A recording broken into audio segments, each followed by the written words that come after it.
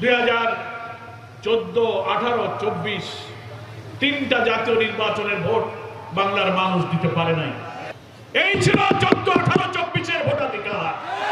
বাংলাদেশে আমরা এই ভোট আর এইভাবে হতে দেব না।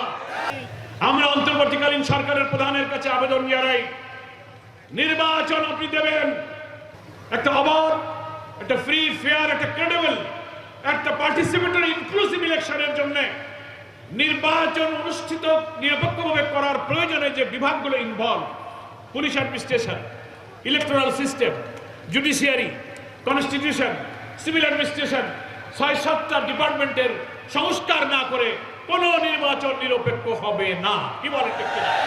তাহলে আবার ওই 14, 18, 24-এর মতো হবে। এই সংস্কার এবং নির্বাচন দ্রুত সম্পন্ন করুন। যৌক্তিক সময় যেটুকু লাগবে জামাত ইসলামী সে সময় দেবে। তবে এই নির্বাচনের আগে মানবতা বিরোধী অপরাধীদের বিচার কাজ করতে হবে। জনগণ এটা দেখতে চায়। হাসিনার বিদায়ের 4 দিন আগে যে জামাত ইসলামী ছাত্র শিবিরকে তুমি নিষিদ্ধ করেছিলে, 4 দিন পরে সেই জামাত শিবিরকে মহান আল্লাহ তাআলা তোমাকে নিষিদ্ধ করে জামাত শিবিরকে মর্যাদার আকাশে উন্নীত করে দিয়েছে। পালায় যায় কারা? পালায় চোর, পালায় ডাকাত, পালায় খুনি, পালায় মিথ্যাবাদী। ওই দিন আপনি গণভবনে থাকলে বুঝতে পারতেন কোটি মানুষের এই জনতার ঢল যদি আপনাকে হাতে পেত, আপনার কি পরিণতি হতো ইতিহাসটা দেখতে পেত। আপনি চলে গেছে। এখন আবার শখ করে বলে আসি কাছাকাছি, ঢুকে পড়বা না। ঢুকে পড়েন না।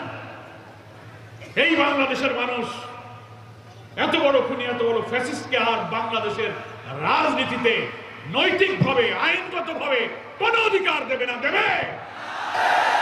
খুনি, ফ্যাসিস্ট, অত্যাচারী শাসক শেখ হাসিনা এইভাবে আমাদের গণতন্ত্র, আমাদের ভোটাধিকার, আমাদের রাজনৈতিক অধিকার, সাংবিধানিক অধিকার, আদালতের সুবিচার পাওয়ার অধিকার, অর্থনৈতিক অধিকার তারা সব কেড়ে নিয়েছিল।